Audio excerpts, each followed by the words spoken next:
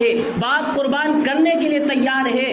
اب دونوں باپ بیٹے کھڑے ہوئے ہیں، ذبح کرنے کے لیے لٹانے والے ہیں۔ بیٹے نے کہا یہ 13 سال کا معصوم بچہ ہے، کہا ابا جان آپ ہم کو ذبح کرنے جا رہے ہیں، ابا جان ایسا کریے کہ میری آنکھوں کے اوپر پٹی باندھ دیجئے، کہیں ایسا نہ ہو کہ میری محبت آپ کے دل کے اندر چلی جائے یا آپ کی محبت میرے دل کے اندر چلی جائے، جس کی وجہ سے اللہ کا حکم پورا کرنے میں تاخیر ہو جائے۔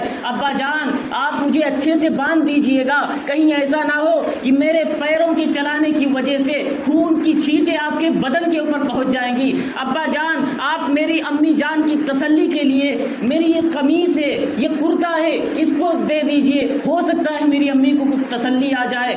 آپ ذرا تصور کریں، 13 سال کا معصوم بیٹا ہے، اپنے ابا جان، بوڑھے ابا جان سے الفاظ کہہ رہا ہے۔ کون آج کے ان الفاظ کو برداشت کر سکتا ہے؟ چیخیں نکل جائیں گی ان الفاظ کو سن کر۔ لیکن حضرت ابراہیم علیہ السلام پر قربان جائیے، 1000 مرتبہ قربان جائیے۔ حضرت ابراہیم علیہ السلام نے دل کے اوپر پتھر باندھ کر صبر کیا، اور حضرت ابراہیم نے اس معصوم سے بیٹے کی ساری باتوں کو توجہ کے ساتھ سنا، پھر چہرے کے اوپر پٹی باندھی۔ پٹی باندھنے کے بعد اس 13 سالہ معصوم بیٹے کو زمین پر لٹا دیا، چھری چلانے لگے، بہت تیز چھری چلا رہے ہیں، چونکہ حضرت اسماعیل نے کہا تھا ابا جان تھوڑا چھری کو بھی تیز کر لی۔